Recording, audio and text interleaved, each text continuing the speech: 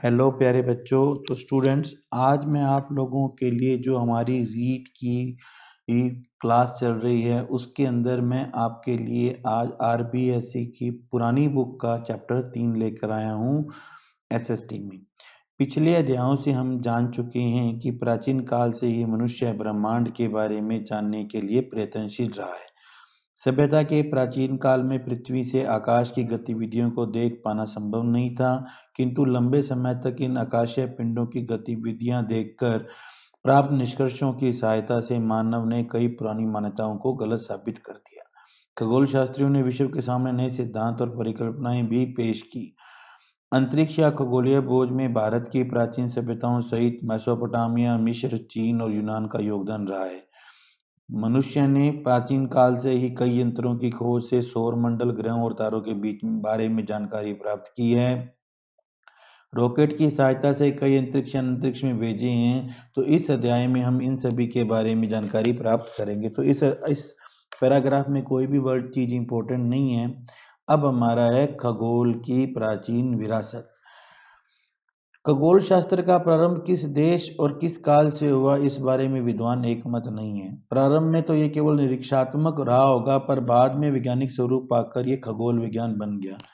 इस विद्या का चरमोत्कर्ष मिस्र के पिरामिडों द्वारा ईस्वी पूर्व 2500 वर्ष से भी पहले स्थापित हुआ था। अब तक के प्राप्त प्रमाणों के आधार पर यह ज्ञात हुआ है कि पिरामिड के निर्माण का संबंध तारों की दिशा व गति को जानने के लिए किया गया। क्वेश्चन आ जाता है कि पिरामिड का निर्माण किस लिए किया गया, तो तारों की दिशा और गति को जानने के लिए किया गया।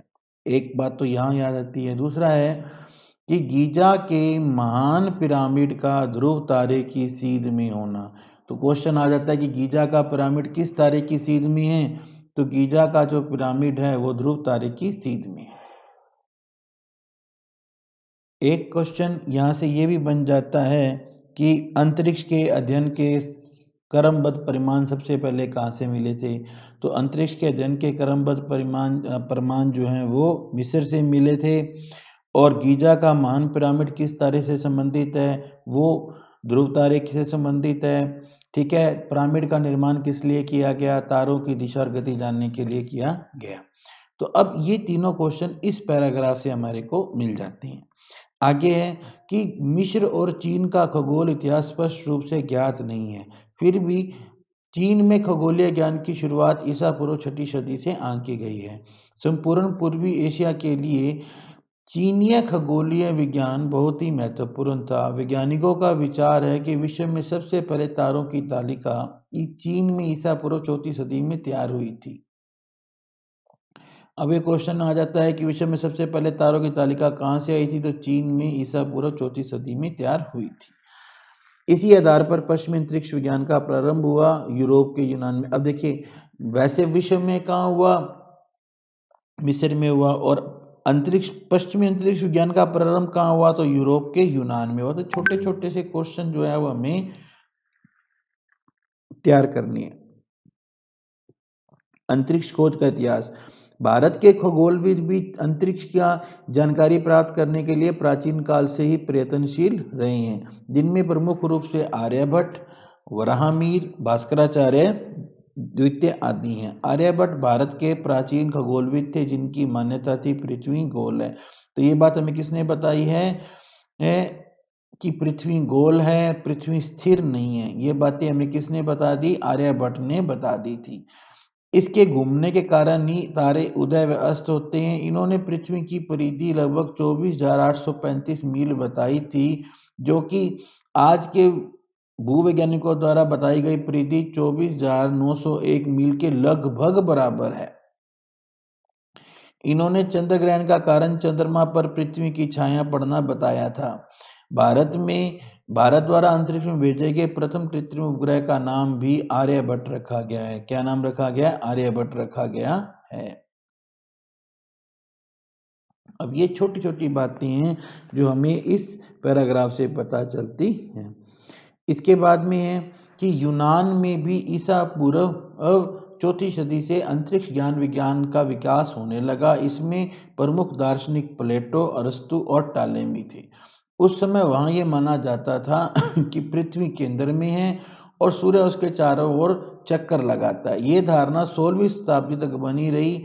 देखिए वहाँ पर 16वीं शताब्दी तक यही माना जाता था कि पृथ्वी केंद्र में, और हमारे यहाँ पे 34 शताब्दी से पहले बता दिया था।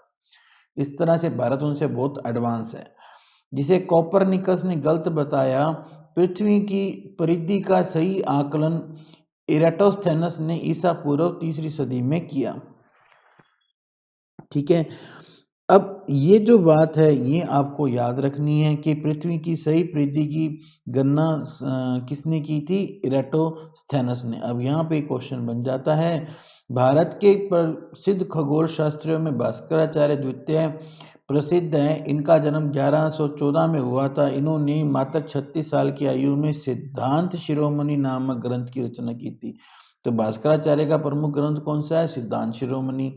इनका मानना था कि पृथ्वी गोलाकार है और अपने गुरुत्वाकर्षण के कारण सब चीजों को अपनी ओर खींचती है।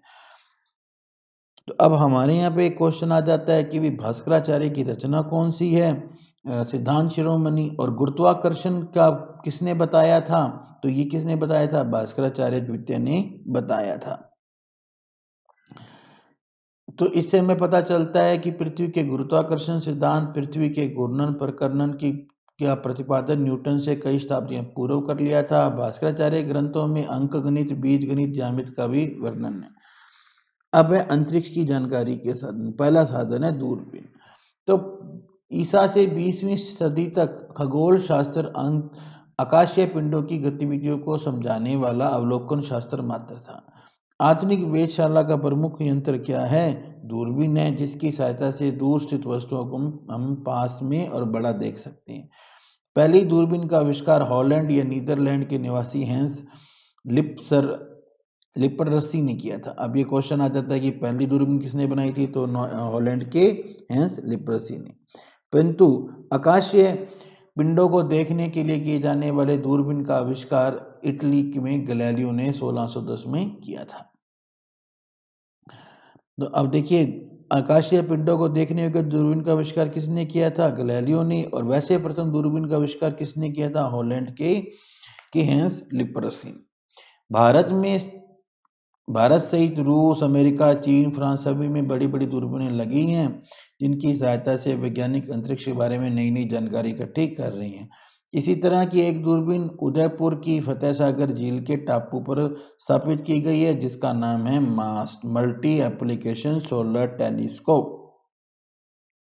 ठीक है, तो एक क्वेश्चन बन जाता है कि भारत की सबसे बड़ी दूरबीन कहाँ है? तो उदयपुर के फतेह सागर झील के टापू में, और इसका नाम क्या है? मास्ट है। इसकी सहायता से किसका अध्ययन किया जा रहा है? ये एक सौर दूरबीन है। मास्ट कैसी दूरबीन है? सौर दूरबीन है। और इसकी सहायता से किसका अध्ययन किया जा रहा है? सूर्य का अध्ययन किया जा रहा है। आजकल वैज्ञानिक लगातार नई नई दूरबीनें का आविष्कार कर रहे हैं, जिन्हें कंप्यूटर से जोड़कर खगोलीय पिंडों का अध्ययन बड़ी शुद्धता से किया जाता है। जैसे इसी तरह से दक्षिण भारत के कावलूर नामक स्थान पर, ठीक है, वहां पर कावलूर कहाँ पर है? तमिलनाडु में। वहां पर एक वेणु बापू दूरबीन को स्थापित किया गया है। और अब अंतरिक्ष के रहस्यों के लिए वैज्ञानिकों ने अप्रैल 1990 में हब्बल दूरबीन को अंतरिक्ष में स्थापित किया है। तो ये दूरबीनों के नाम देख लीजिए, हमारे लिए इंपॉर्टेंट है। मास्ट कैसी दूरबीन है? सौर दूरबीन है। इसकी सहायता से किसका अध्ययन किया जा रहा है? सूर्य का अध्ययन किया जा रहा है। कावलूर पर कौन सी दूरबीन है? वेणु बापू दूरबीन है। और हब्बल दूरबीन कब स्थापित की गई है? अप्रैल 1990 में स्थापित की गई है। वेधशाला। अंतरिक्ष खोज में वेधशालाओं का महत्वपूर्ण स्थान है। हम पिरामिडों के बारे में जान चुके हैं, हमारे देश में वेधशालाएं भी बनाई गई है।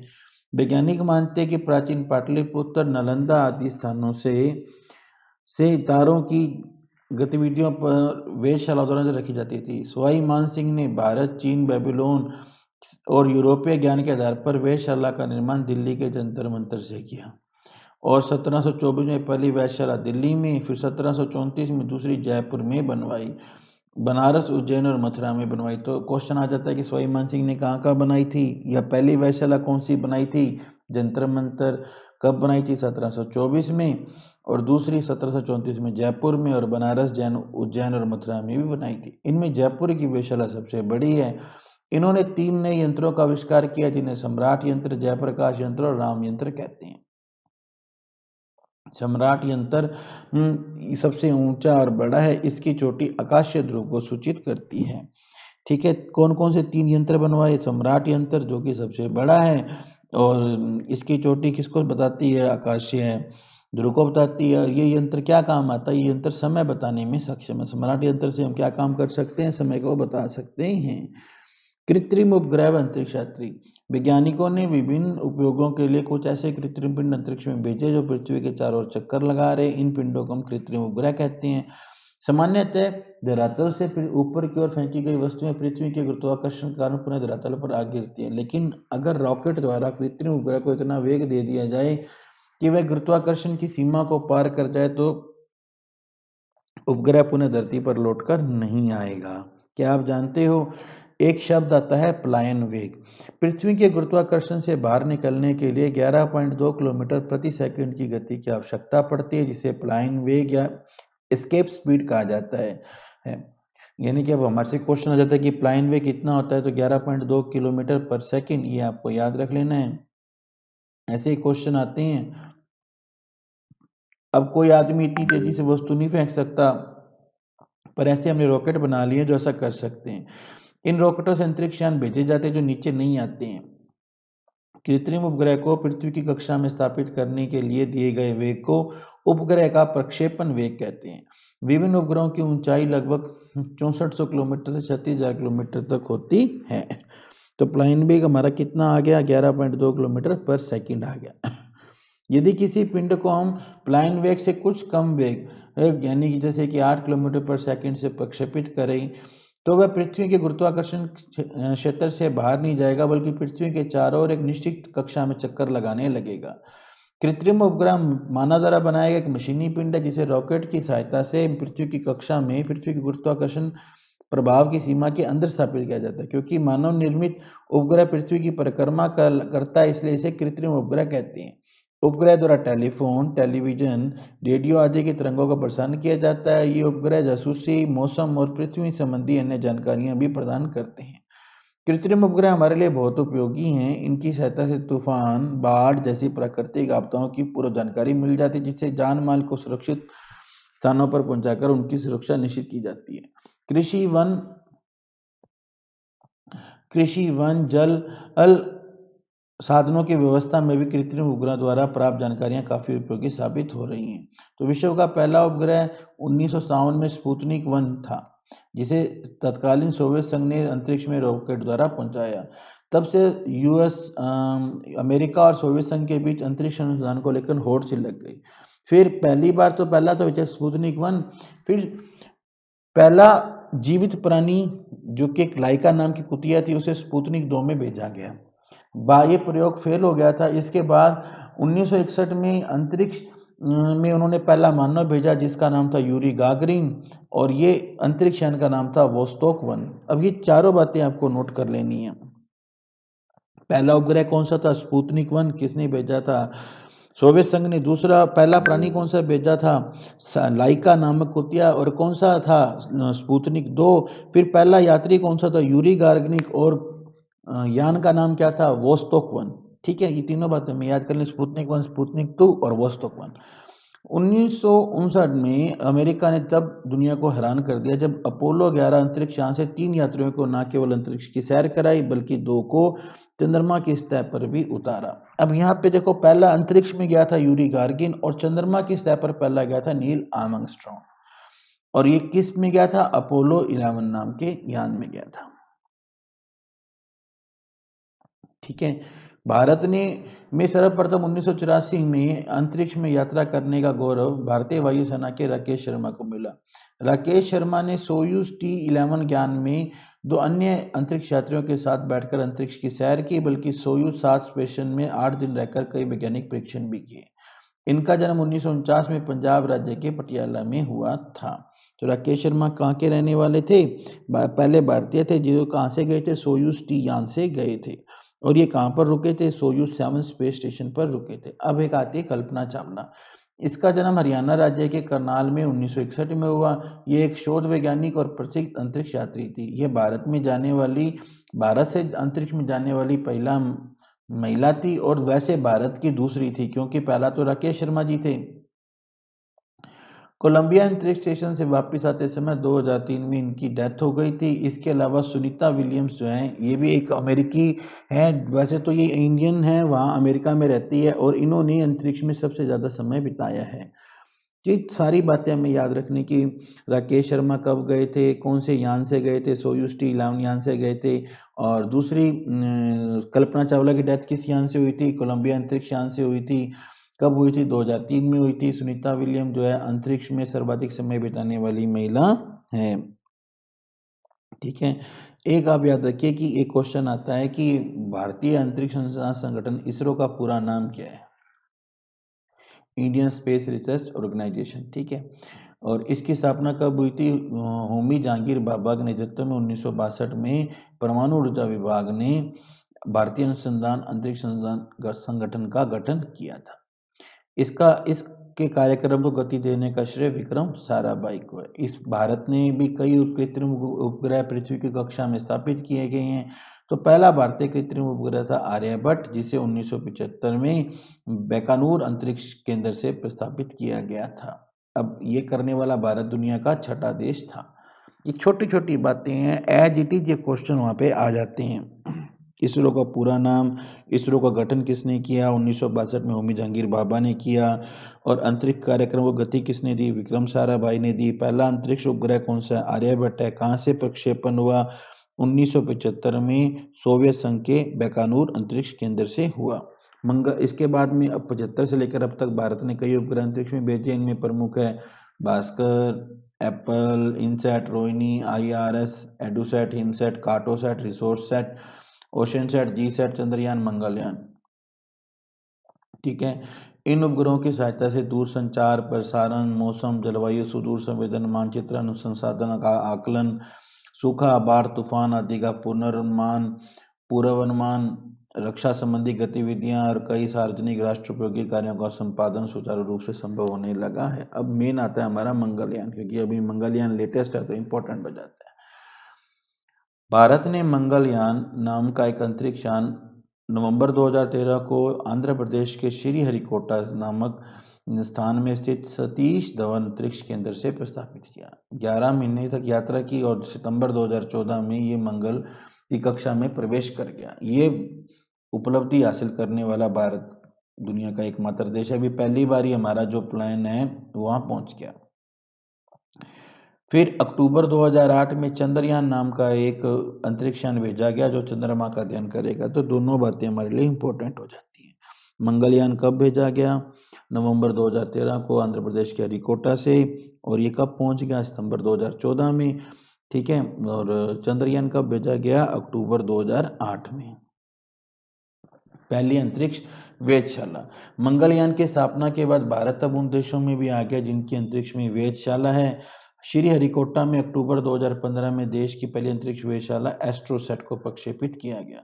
इससे ब्रह्मांड का अध्ययन करने में मदद मिलेगी। भारत से पहले अमेरिका, रूस, जापान और यूरोपीय संघ ने भी अपनी अपनी वेधशालाएं स्थापित की हैं। तो इस तरह से प्यारे बच्चों, हमारा जो ये चैप्टर है वो कंप्लीट होता है। इसमें एक क्वेश्चन और थोड़ा सा मैं बता दूं आपको, यहाँ दे रखा है 1 मील बराबर 1.6 किलोमीटर। ये आप थोड़ा सा और याद कर लीजिएगा कि 1 मील में कितने किलोमीटर होते हैं। तो इस तरह से हमारा जो ये चैप्टर तीसरा है वो कंप्लीट होता है। पहले भी हमने 2 चैप्टर कंप्लीट कर लिए हैं। अगर आपको वीडियो अच्छा लगा हो लाइक एंड शेयर करना और चैनल को जरूर सब्सक्राइब करना। आपने अपना कीमती समय दिया, इसके लिए आपका बहुत बहुत धन्यवाद। आपका दिन शुभ हो।